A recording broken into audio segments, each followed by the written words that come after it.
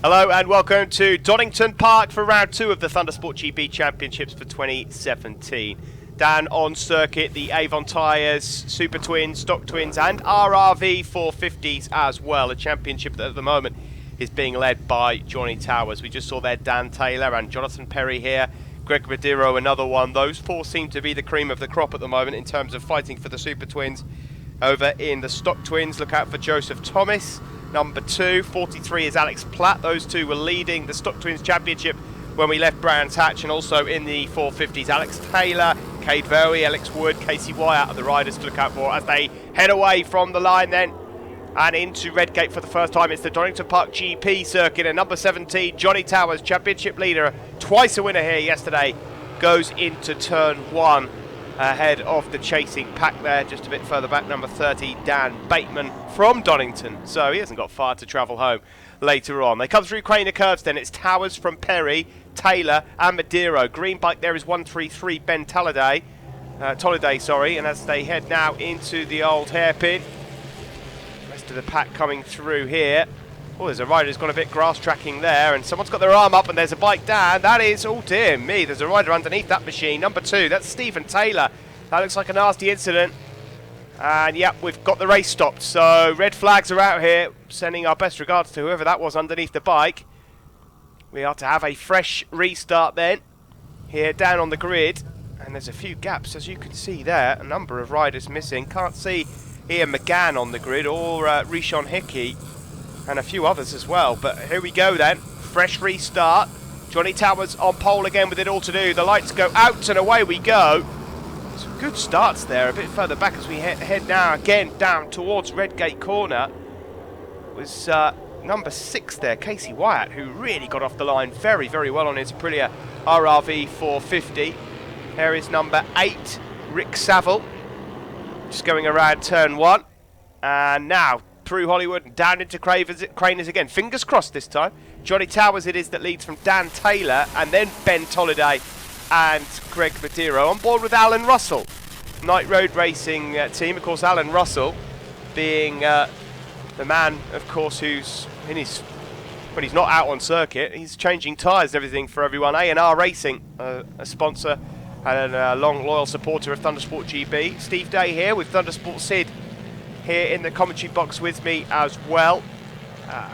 As ever, Sid, wherever we seem to travel, mixed weather conditions, but at the moment it's nice to see that it's dry at least after, what shall we say, a damp Brands Hatch last time out.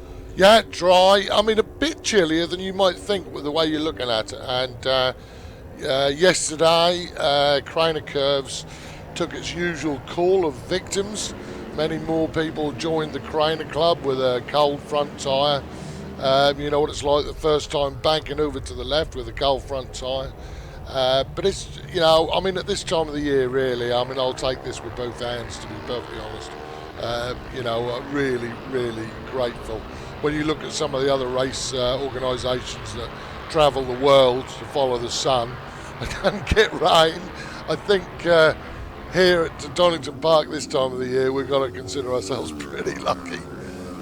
Made a mistake earlier. I said that Joseph Thomas was number 2, and of course that was Stephen Taylor, who we saw down in the gravel trap, is number 2. Joseph Thomas is number 22, and we just saw him a moment ago going down the back straight. We're on board again here with Alan Russell, who's going very hot into turn 1 there and almost collides with another rider as they head now down in towards Hollywood and then in through Craner Curves. It is Johnny Towers that has the advantage from Dan Taylor.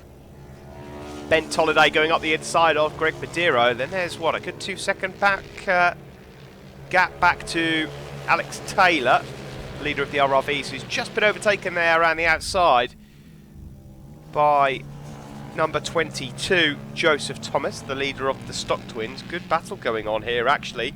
Cade Verwey's in amongst those guys as they head around McLean's and up now towards Copper's Corner. Onto the back straight we go. Johnny Towers it is that leads then from Dan Taylor.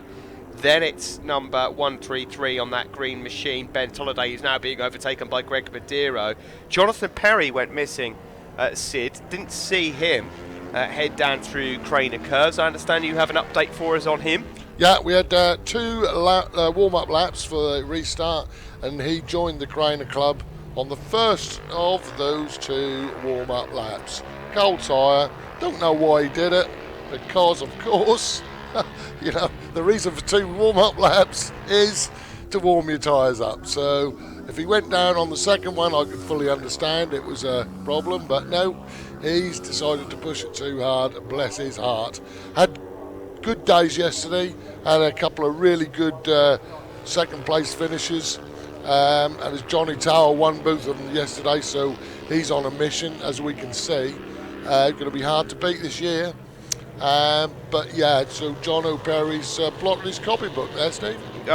It's happened to so many before, it'll happen in the future as well, but yeah, that won't help him in the championship. 2 second places yesterday, and well, obviously no points from this race, so it's an opportunity for Johnny Towers to extend his championship lead, as we just see there, number 126. That's Alex Wood going past Alex Taylor. 2 Alexes, fighting for an RRV 450 championship. That will be really helpful as we get through the year. We see there as well number 43, Alex Platt from Lincoln on the B&B Motorcycle Suzuki. Really well turned out machine that is. It looks lovely. There is Johnny Towers then already opening up and establishing quite a handsome lead over Dan Taylor. These boys here battling for third though. Well, it rages on. Greg Madero, number 60, and number 133, Ben Tolliday. Coming into this round, Ben Tolliday was 7th in the championship, so it's looking like he could be in for quite a good day here. There is Towers then exiting, and Dan Taylor. Good haul of points coming up here for Dan Taylor. He finished 3rd in both races yesterday, so this would be 3 podiums on the trot for him. Down into the Melbourne Loop, there is number 66 and number 19, of course, that's Rhys Irwin, runner-up in last year's Aprilia Super Team Championship, and Neil Schofield from Barnsley, number 19. The beard. The beard. And I bet you'd love to grow a beard like that, wouldn't you, Sid? I know that you've got one at the moment, but it's a bit wispy. Yeah. Well, that'd make me be able to race like he could as well, you see. I don't think so. Into turn while we go then. Here is the fight for the RRV 450s. They're side by side there, the 2 Alexes, Wood and Taylor. And again, Ben Tolliday and Craig Madero take lumps out of each other. There might just be a bit of green paintwork on Greg Madero's machine by the end of this one. Towers in, looking pretty smooth and comfortable here, Sid, at the moment. But of course, he will be only too aware that to finish first overall, first you have to finish, because last year he started the season very well, and of course by the end of it was caught and lost out in the final round. Well, that's what happens, isn't it? You know, I mean, like Greg he'll be enjoying the battle with Ben Tolliday, but at the same time he'll be able to see Johnny Towers disappearing into the distance, and really that is who he'd like to be up with, because he genuinely has got an ambition to take this championship this year. So it'll be a bit of a shame for him, but he's up there and mixing it, isn't he? I think Dan Taylor has probably got the white flag out as far as trying to catch Towers, so I think he'll be quite happy with second place on this one. Yeah, I think Dan Taylor, whilst he would love to fight for the championship, and who knows, maybe as we get through the year he may well just get stronger and stronger. He has done in the past, but I'm pretty sure he'd take a second place right now.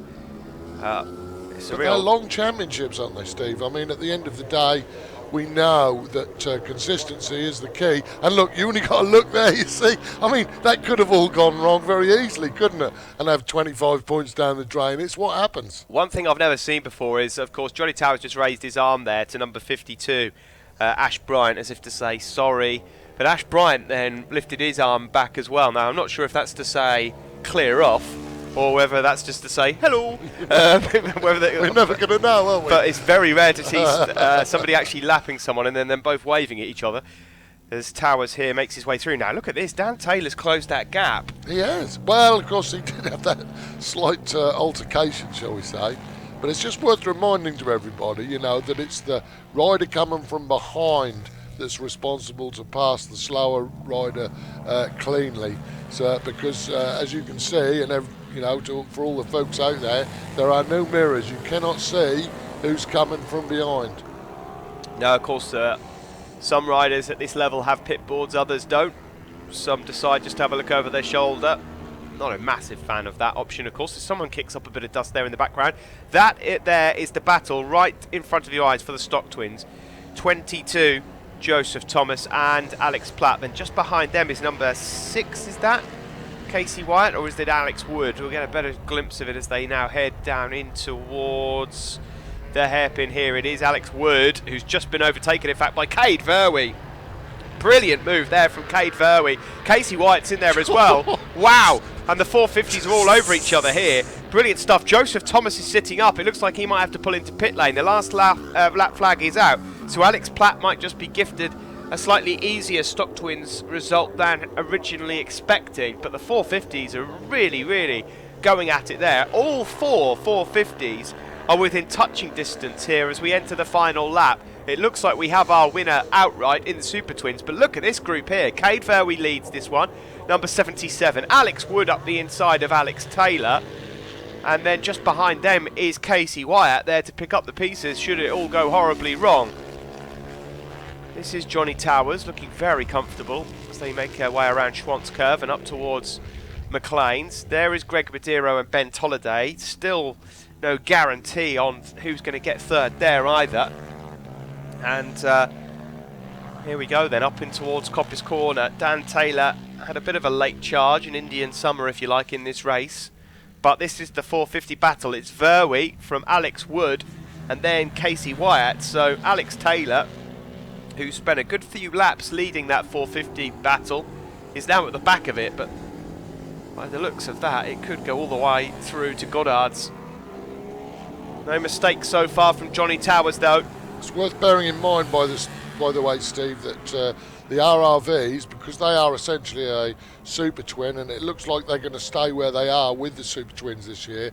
Not only do they pick up the in competition RRV 450 GP points, but they also pick up Super Twin points as well. Well, that's good news for them, although 25 Super Twin points are going in the way of Johnny Towers. Dan Taylor takes second place, third for Greg Medeiros, then it's Ben Tolliday. Now, Alex Taylor with a brilliant move down into the Foggy S's a moment ago from 4th into 1st place.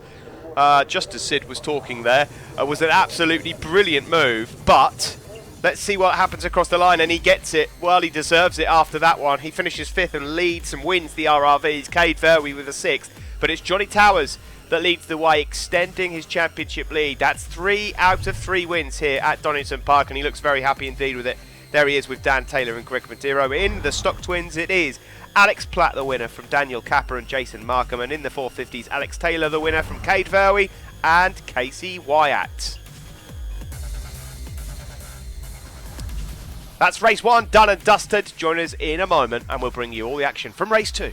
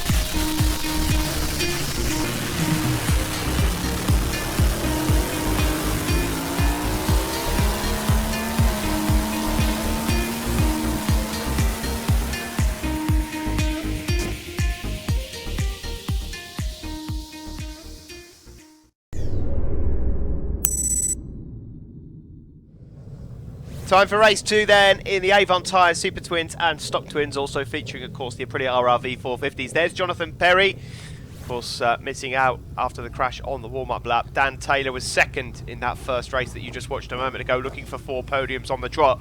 But the man they're all looking to beat is this one here, Johnny Towers, number 17. 3 wins out of 3. There's Greg Madero on the row further back. Now then, looking here on board with Ben Rainbow as the warm-up lap gets underway, and there you can see a massive crash involving a couple of our 450s, and you're about to see exactly why that is. We'll now look at a replay again with Jason Markham, British Army rider. Keep an eye on Johnny Towers for a pole position here on this warm-up lap. Looks like he has some sort of problem, and we'll get more from Syd in a moment. There you see him cruising. Now as he slows down, we'll see a replay here again from Ben Rainbow. Johnny Towers is further up on the grid than what we're looking at here.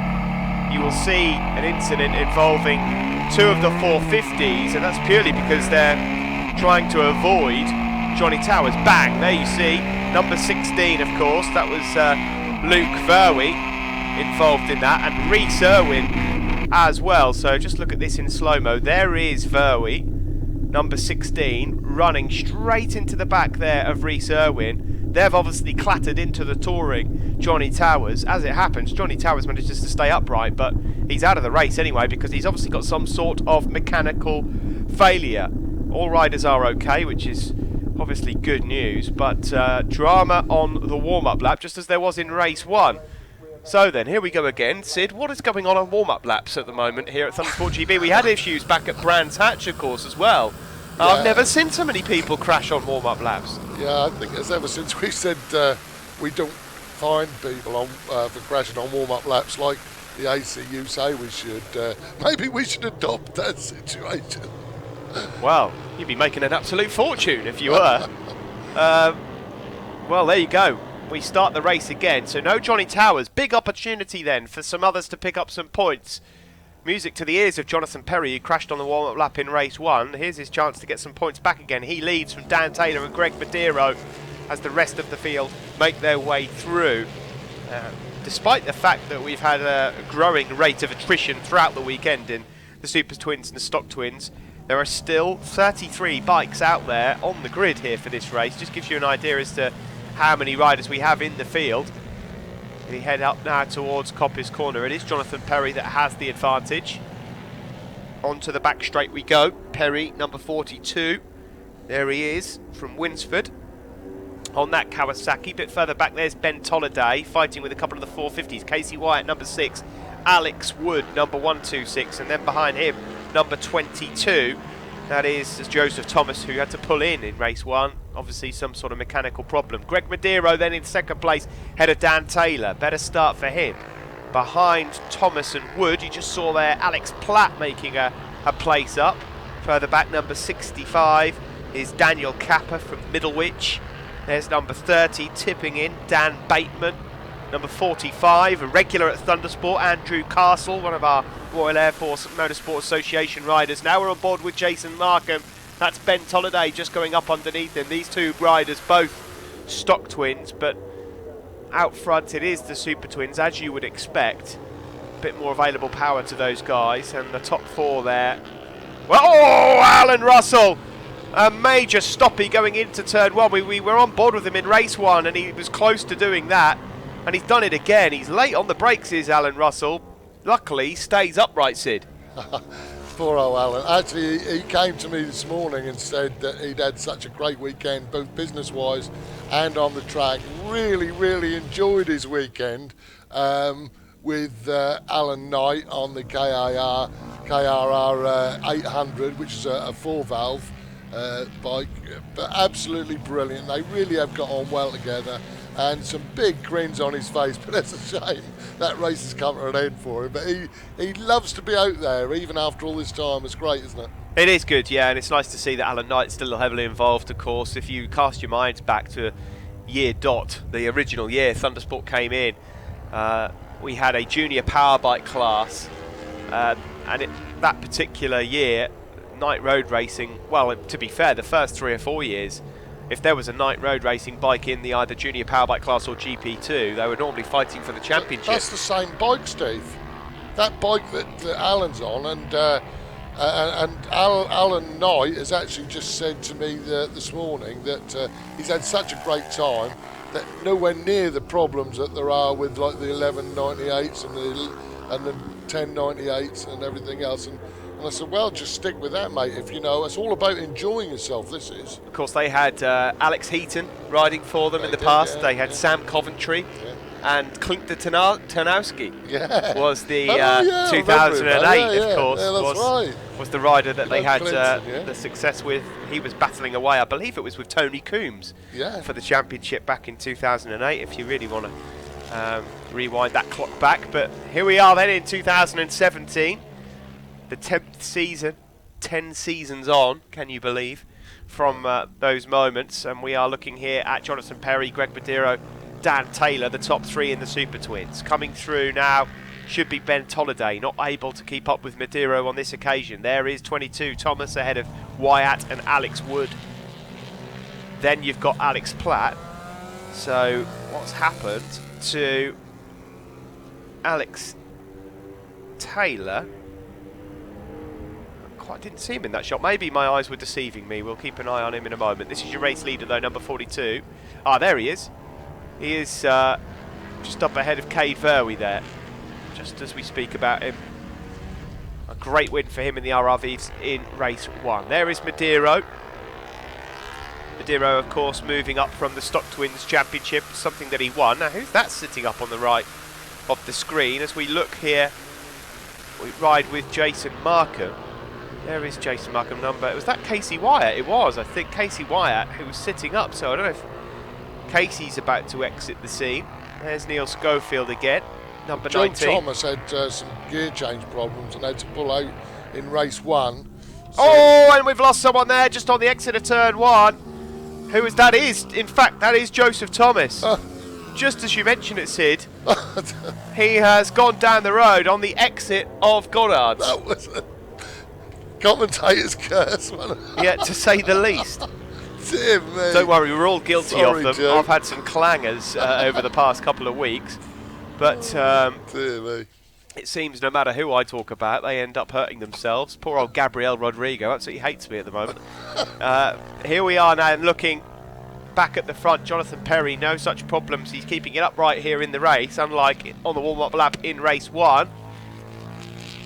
Seems that there's plenty of opportunities now then. So Casey Wyatt's out of this one. So it's between Alex Wood there, number 77, Cade Verwey, and Alex Taylor.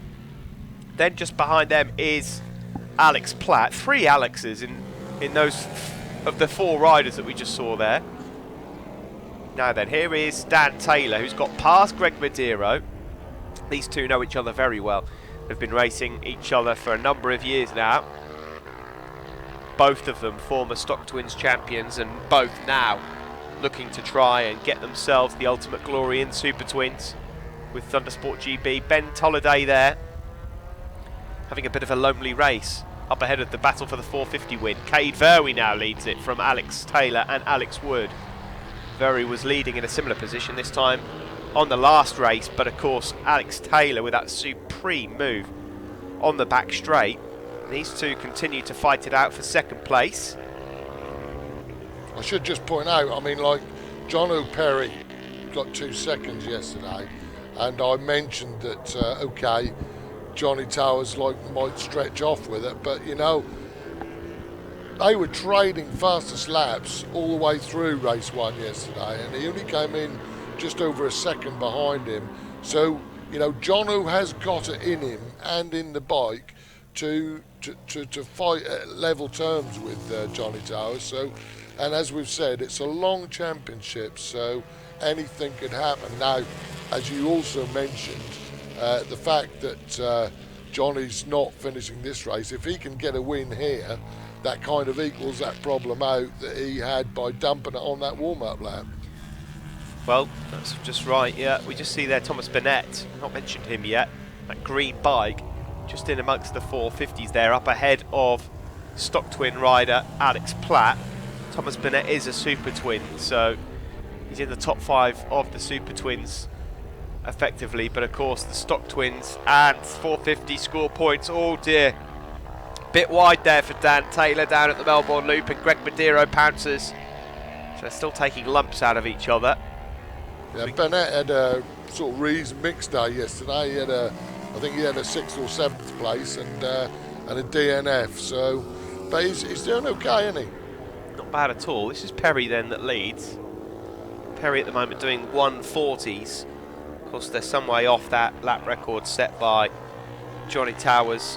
Well, it's really funny, Steve, because yesterday definitely the track temperature was warmer, and they were in fact because of that doing 39s yesterday. So you know, it's just a little bit cooler, and I think that's probably what caught John out at Grainers on the warm-up lap. But I promise not to talk about that anymore. And but it's, you know, the problem is today it's a lovely day, but it is a little bit cooler than everybody might think.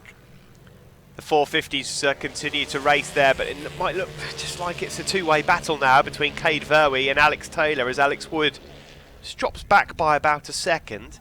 This is Ben Tolliday, number 133, currently 4th in this race, and on for 4th overall because he is a super twin. So he's behind Perry, the race leader. Medeiros here, you're looking at, is in 2nd now, and he's just sort of broken away now, hasn't he, from the clutches of Dan Taylor in 3rd.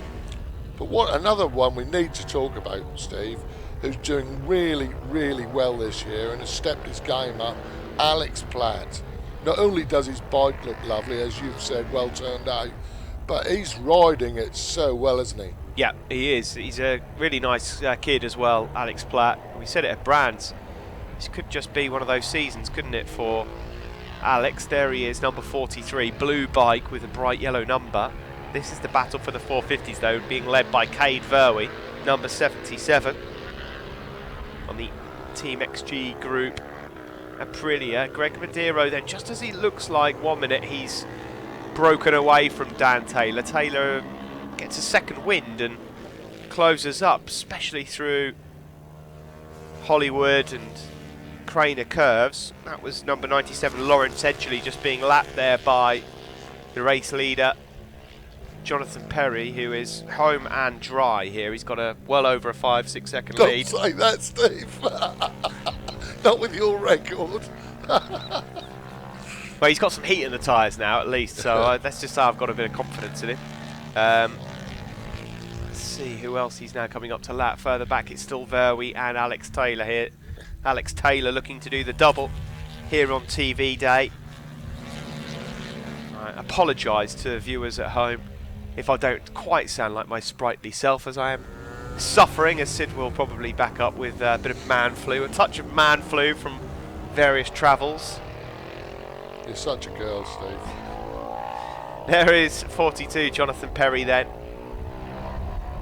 This is the lead that he has over Greg Medeiros, but he's lost out to Dan Taylor. Nicely done there from Dan on the brakes. Bit of a block pass, wide open door. This is Ben Tolliday. He's just putting a lap there on Nicole Lynch. Ben is having one of those races where he's sort of got no one really directly in front that he can challenge and no one behind catching him, so it will feel like it's going on forever. Last lap flag is out. Perry it is that leads, but who will get second? Taylor, it looks like at the moment, has the advantage, but Greg Medeiros, he's gone way too hot into Redgate corner, and that's the end of his hopes. Perhaps just thought about a charging move coming into the final lap, but he's not even going to get a chance now after that mistake. He's lost a lot of time, and so now he would have to wait for a mistake from Dan Taylor himself. Taylor then looks like he's on for a pair of second places, 40 points, and of course when you consider that Jonathan Perry missed out in race 1 altogether and Johnny Towers missed out in race 2, then here on Sunday alone, Dan Taylor will have scored more points than anyone else. Yeah, you see, that is the thing, isn't it? That consistency card again. You know, unbelievable. If you can keep bringing them home in second, I don't think we've actually had anybody win a championship with not winning a race. Charlie Morris come close to it, didn't he, last year, by just winning one race overall at Brands Hatch in the opening round in the 600s, Sportsman Elite. But I don't think we've had anyone else, like, you know, just for seconds and thirds. But it would be, you know, an awesome start if it happened. Yeah, I don't think we've ever had that as a situation, I have to admit. Just saw Alan Russell there. He obviously managed to get back out on circuit again after going into the gravel, because he's just been lapped by the race leader. On board here with Jason Markham, who's just outside the top 10 overall, the Army rider, but is on for a Stocktwin podium. Checkered flag goes out then. It is a win for Jonathan Perry. We now wait for the scrap for second place. Well, Greg Madeiro tried everything, didn't quite work out for him. It will be Dan Taylor that takes second place with Greg Madeiro in third. So that's your Supertwins top three. Ben Tolliday will cross the line and take that third place. He's then 7 seconds ahead of Alex Taylor, who's done it again in the closing stages. He's pipped Cade Verwey to first place in the RRVs. And there you see the top three: John O'Perry, Dan Taylor, Greg Madeiro. Then, of course, you've got Alex Platt, Ian McGann and Jason Markham. And in the 450s, Alex Taylor, the winner from Cade Verwey and Alex Wood. Let's take a look at those point standings then. Towers still leads it from Jonathan Perry. Greg Madeiro's in third. Dan Taylor's still there, look. It's only 45 points the difference between first and fourth, with Ben Tolliday in fifth. Stocktwins, Alex Platt. Handsome lead already at this early stage. Joseph Thomas's 2 DNFs there really costing him as he sits in second ahead of Neil Schofield and Jason Markham.